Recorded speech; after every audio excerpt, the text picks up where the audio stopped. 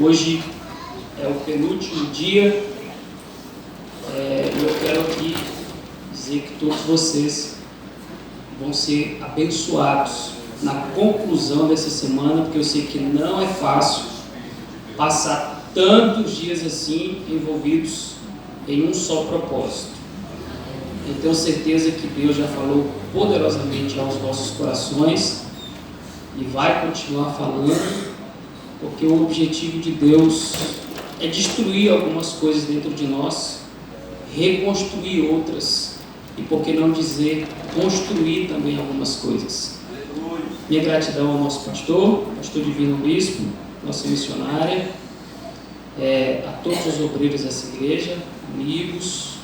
Amo essa igreja demais, estou sentindo muita falta de vocês, mas Deus sabe de tudo. Quero louvar a Deus pela vida da minha esposa, irmã Denise, que tem me abençoado muito. Já engordei 6 quilos.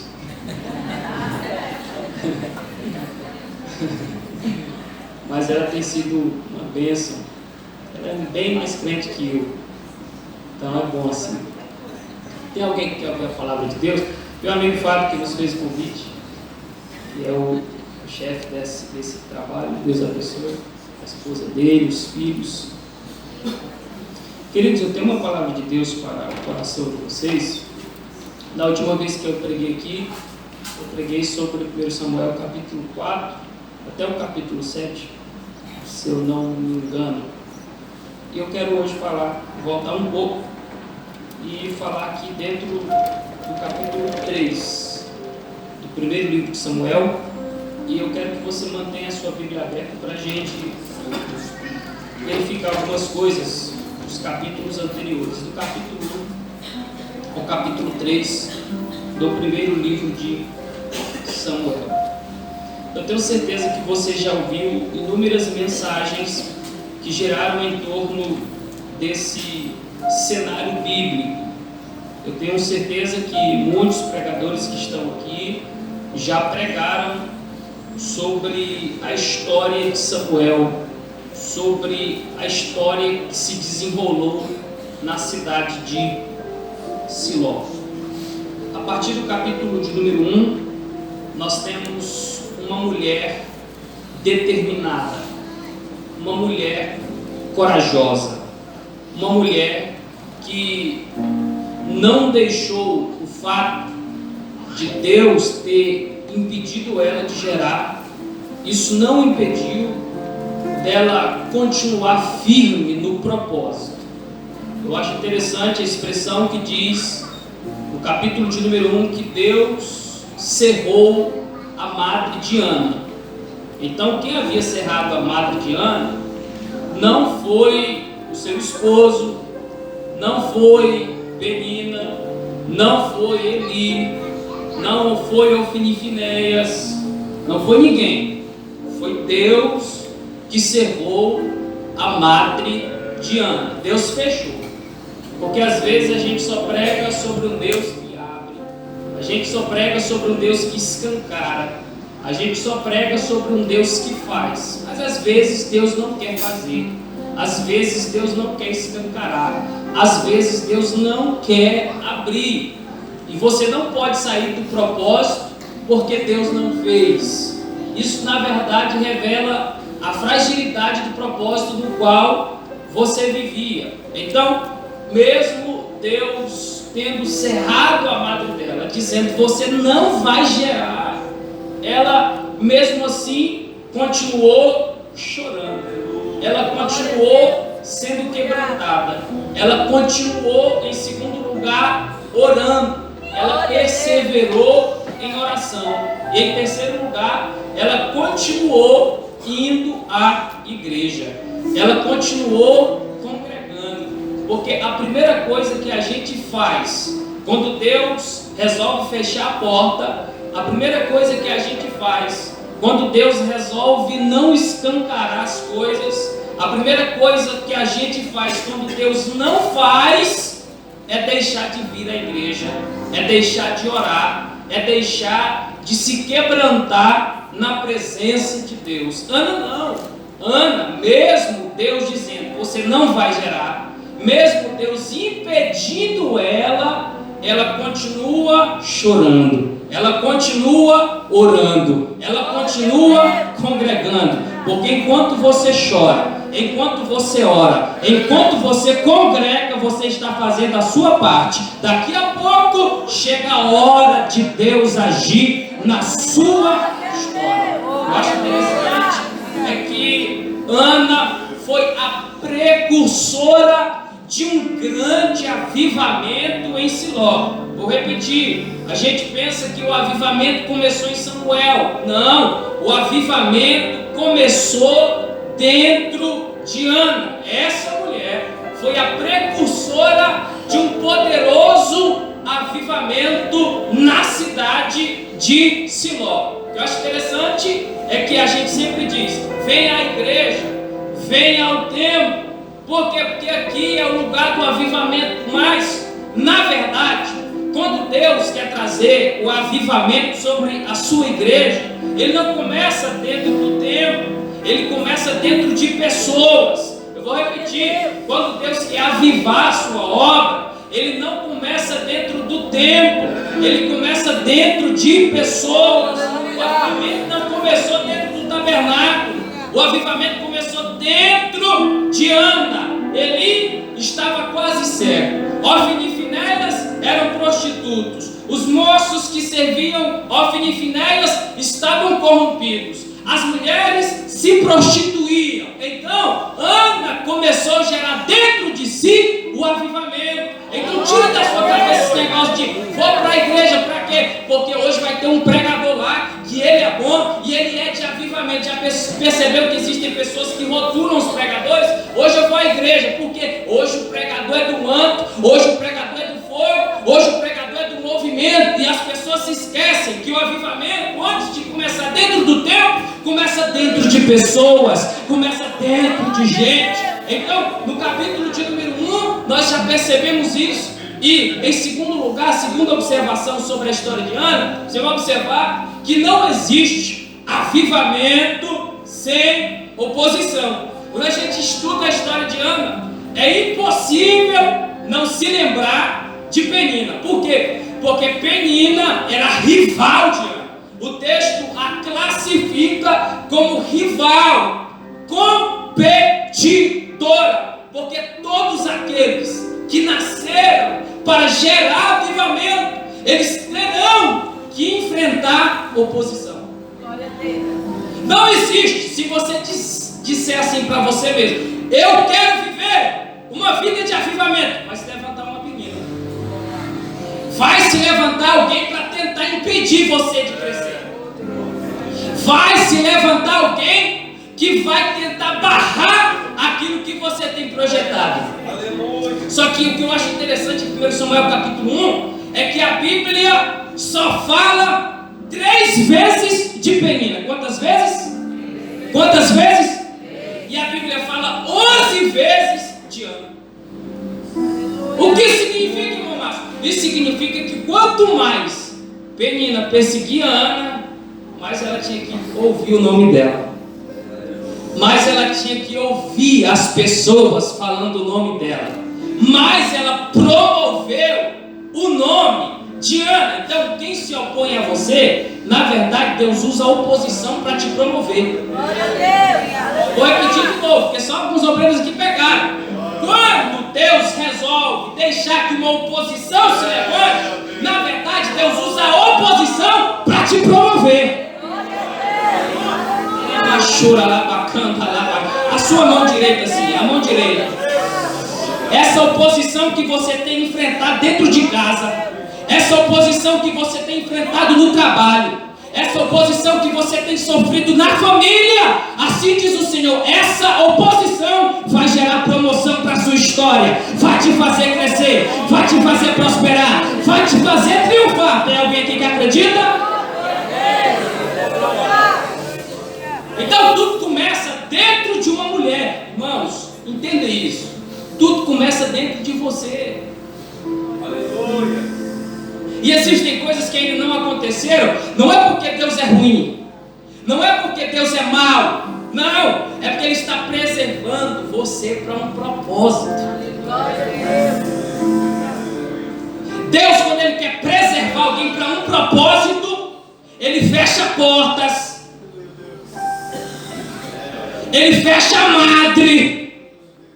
Mas a minha Bíblia diz em Apocalipse 3 que Ele fecha e ninguém abre. Mas o que Ele abre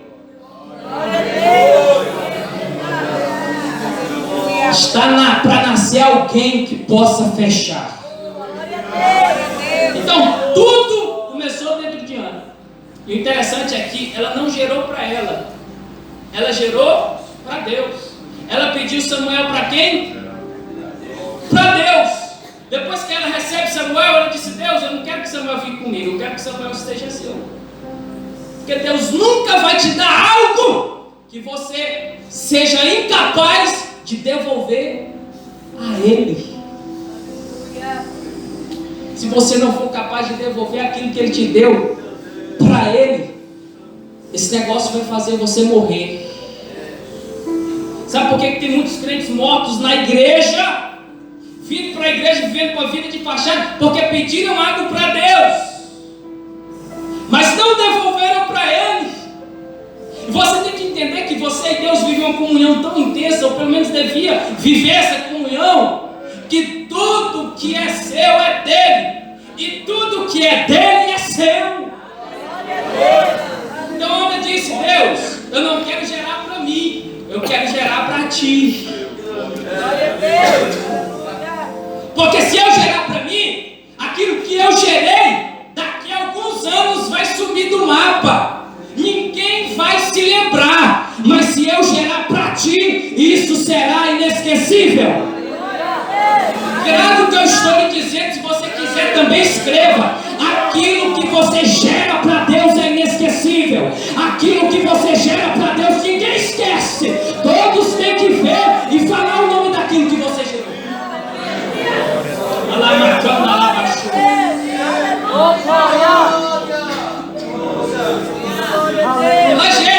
gera quem? Samuel. Samuel significa Deus ouve.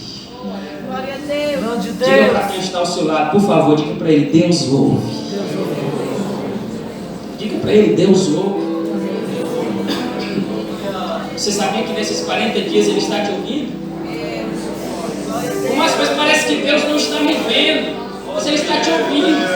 Mas por mais, Deus não está falando, mas Ele está ouvindo. Porque a gente se acostumou tanto com Deus que a gente pensa que Deus tem que falar com a gente toda hora. Ele fala através da palavra, mas eu estou falando no sentido de profecia, no sentido mais específico. Mas Deus, Ele é um ser que quando Ele fala, Ele cumpre. Ele faz aquilo que Ele fala. Ele se responsabiliza por tudo aquilo que Ele fala. Mas antes de falar, você sempre vai ver Deus ouvindo. Antes de Deus fazer, Ele primeiro vai ouvir. Antes de Deus abrir alguma coisa, abrir a porta, Ele quer ouvir você. Glória a Deus. Salmo de número 40, versículo 1. O salmista Davi diz assim: invoquei o nome do Senhor. E Ele se inclinou. Para quê? Para falar? Não. Para mim ouvir. Gente, não tem nada melhor do que saber que Deus, Ele te ouve. Primeiro Ele ouve o salmista. Depois que Ele ouve o salmista, vem o versículo 2. O salmista diz assim: Ele me ouviu tanto. Ele não falou nada. Ele não falou nada. Mas Ele me tirou de um charco de lodo. Ele não falou nada, Ele só ouviu, mas Ele me tirou do charco de lodo, colocou os meus pés sobre uma rocha, firmou os meus passos, e Ele não falou nada, mas Ele colocou um novo cântico na minha boca. Esse é o Deus que você serve. Às vezes Ele não fala, mas Ele está fazendo, Ele está operando, Ele está realizando. Tem alguém aqui que está tomando posse dessa palavra?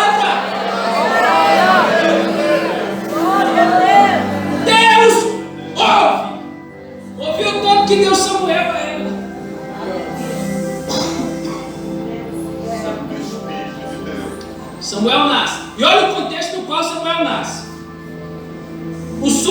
sacerdote dele corrompido. Os filhos dele, Ofni e Finéias, prostitutos, adúlteros. As mulheres, adúlteras. Os jovens que serviam eles, adúlteros também, corruptos também. Então, nós vivemos aqui no capítulo 2, pelo menos podemos observar que havia uma crise generalizada. E a gente diz, Samuel não vai conseguir não. Porque todo mundo pecando, todo mundo se prostituindo, todo mundo se corrompendo. Mas é aí que você é pego de surpresa. Porque Ana, ela não gerou para si. Glória a Deus. Ela gerou para Deus. Aleluia. Ela devolveu para Deus. E deixou o seu filho num lugar que, se fosse hoje, nenhuma mãe deixaria o seu filho viver. Monte na sua mente o cenário. Mas ela deixou o filho dela lá.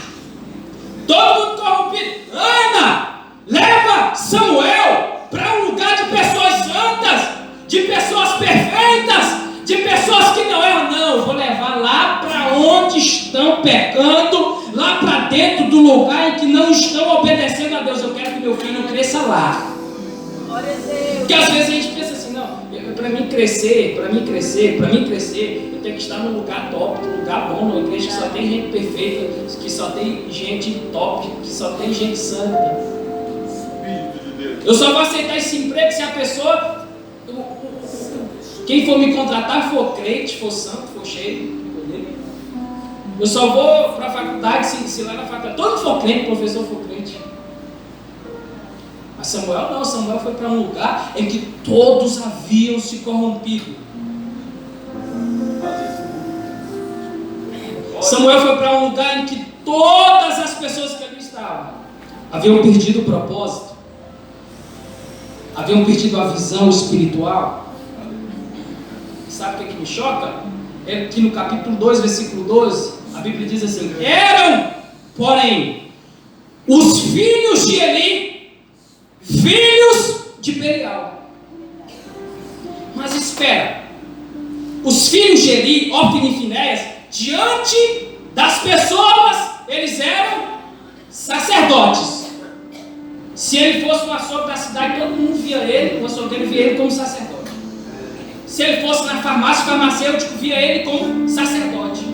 Se ele fosse no mercado, todo mundo via ele como sacerdote. Eles como sacerdotes. Opa, seu sacerdote Ofni! Opa, seu sacerdote Finéias! Respeitavam eles como sacerdotes, mas eles só eram sacerdotes diante dos homens. Diante de Deus, eles eram filhos de Belial.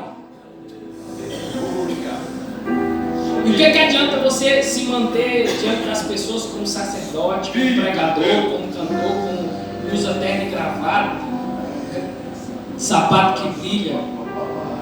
Mas diante de Deus, você é filho de Belial. Você é aprovado diante dos homens, mas é reprovado diante de Deus. Não adianta você ser sacerdote aqui e ser filho de Belial diante de Deus.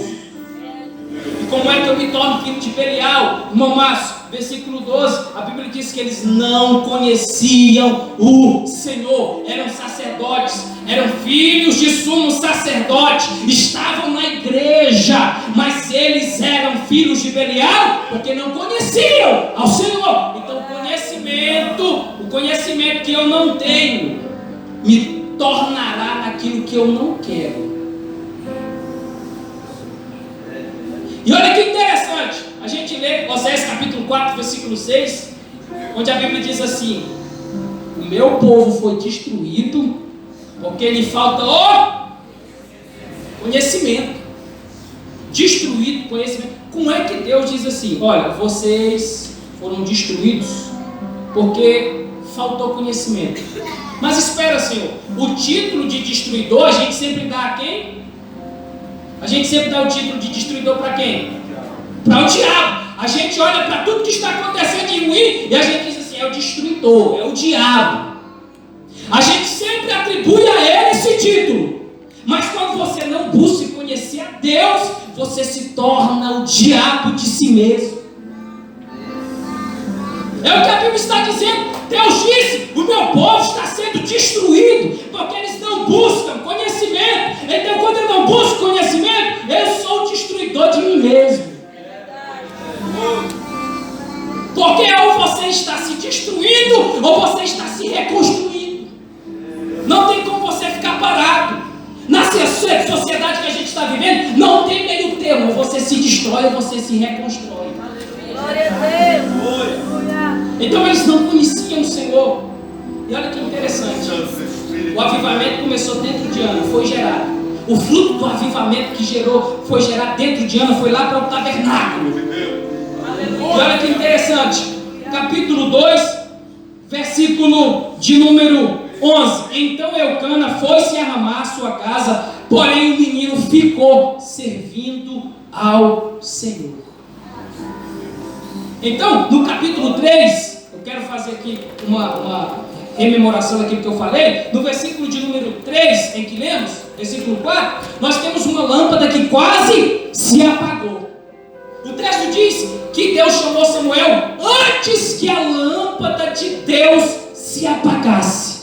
Que lâmpada era essa? Essa lâmpada é conhecida como candelabro, castiçal, menorá. Ficava localizado no santo lugar. Esse candeeiro, esse candelabro, era responsável pela iluminação do templo, do tabernáculo. Se não tivesse aquela luz, era impossível se movimentar. Então olha que interessante, a lâmpada de Deus estava se apagando. E em primeiro lugar, se essa lâmpada tivesse se apagado, a primeira coisa que as pessoas tinham que enfrentar era a escuridão. Ninguém conseguia ver mais nada. E se o sacerdote não conseguia ver nada, ele não conseguia ver os utensílios sagrados. E dentro do santo lugar, haviam pelo menos 3 utensílios sagrados. Primeiro, a mesa dos pães, do lado direito. Em frente ao véu, o altar de incenso. Então, se essa lâmpada se apagasse, o sacerdote, ele não conseguia enxergar a mesa dos pães. Olha que interessante. A mesa dos pães é que gerava alimento para ele. Mas se aquela lâmpada se apagasse, ele não conseguia enxergar aquilo que podia alimentar ele. Porque se a lâmpada do avivamento se apagar na igreja, as pessoas não vão conseguir enxergar aquilo que pode alimentar elas. Você já percebeu que um crente que a lâmpada do avivamento já se apagou na vida dele, ele não consegue perceber o que é alimento para ele no culto. Ele se satisfaz com qualquer coisa. Por quê? Porque a lâmpada se apagou e ele não consegue enxergar a mesa dos pães, o lugar do alimento. Mas crente que tem a lâmpada acesa, ele consegue ver onde há heresia, ele consegue ver onde há mentira, ele consegue saber o que é pão de verdade, o que é palavra de verdade. Segundo lugar, se a lâmpada se apagasse, o sacerdote não conseguiria enxergar o altar de incenso. Incenso na Bíblia é símbolo de oração. Quando a lâmpada se apaga, nós passamos a orar menos. Nós desprezamos o altar da oração. O salmista Davi diz assim: suba a tua presença, a minha oração com incenso, e seja o erguer das minhas mãos como oferenda vespertina, como oferta da tarde. Davi está dizendo: Deus, eu sei que quando eu oro, a minha oração ela sobe como um incenso, e quando o Senhor cheira as minhas orações, o Senhor as responde e envia resposta para a terra. A mão direita assim para o céu. Eu quero profetizar: enquanto você está orando nessa campanha, você está liberando incenso. Nesse final de campanha está chegando a hora da resposta. Está chegando a hora da resposta. Eu quero profetizar que o tempo da resposta está chegando na sua vida. Para você que viveu esse tempo todo no altar de incenso da oração. Tem alguém aqui que recebe? Tem alguém aqui que acredita nessa palavra e pode glorificar? A lâmpada estava se apagando. O sacerdote não ia conseguir ver. E a única coisa que ele ia conseguir fazer, se a lâmpada se apagasse, era tropeçar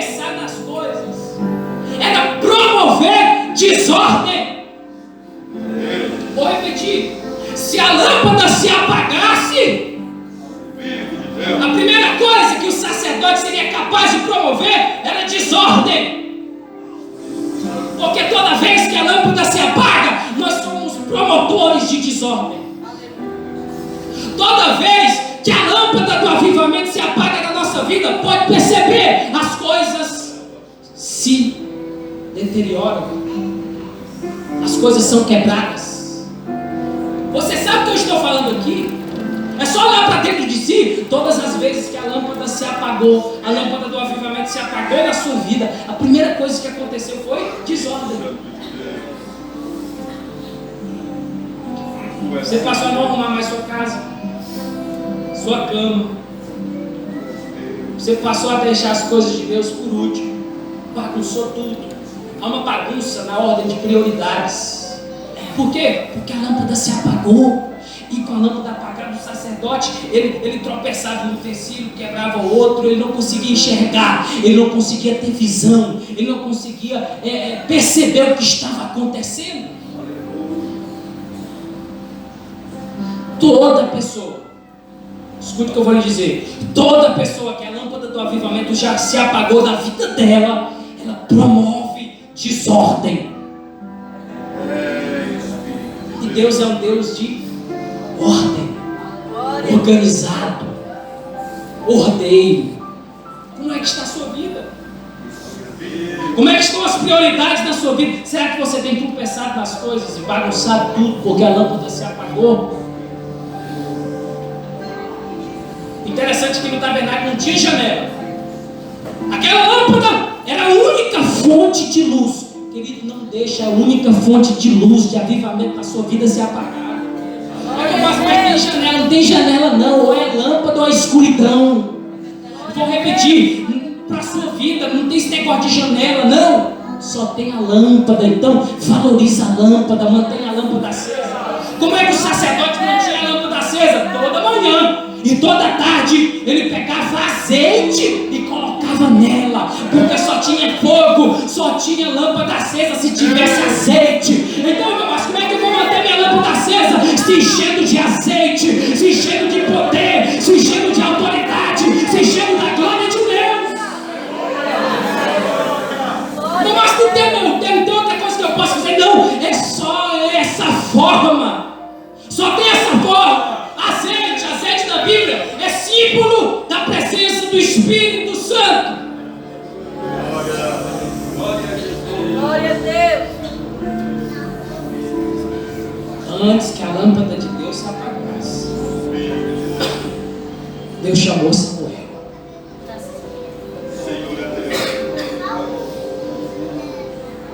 Deus chamou Samuel, sim ou não? Deus chamou Samuel, sim ou não?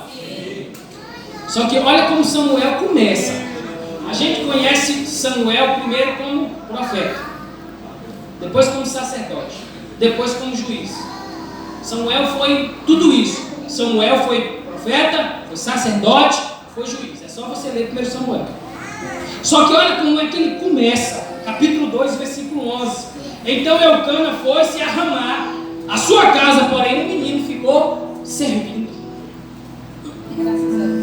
Mas ele não é profeta, ele não é sacerdote, ele não tem chamada para ser juiz, mas ele começou servindo. Glória a Deus. E olha o que diz o versículo 18: porém Samuel ministrava perante o Senhor, sendo ainda jovem, vestido com éfode de linho. Era menino, estava servindo, só tinha promessa, mas ele já estava vestido de éfode de linho, vestimenta de sacerdote. Era Samuel dizendo para si mesmo: eu ainda não cheguei lá, mas eu vou chegar. Glória a Deus.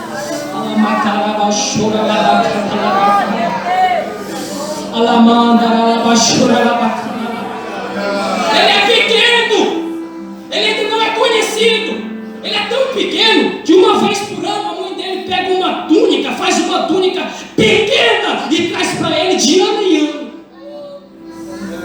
Só que ele está dizendo: eu vou me comportar como sacerdote, eu vou me comportar como profeta. Mas Samuel, o povo se corrompeu, está todo mundo pecando. pecando, está todo mundo se desviando, mas eu vou me manter no propósito. Porque a sua fé, irmão, não pode estar no que estão fazendo, deve estar naquilo que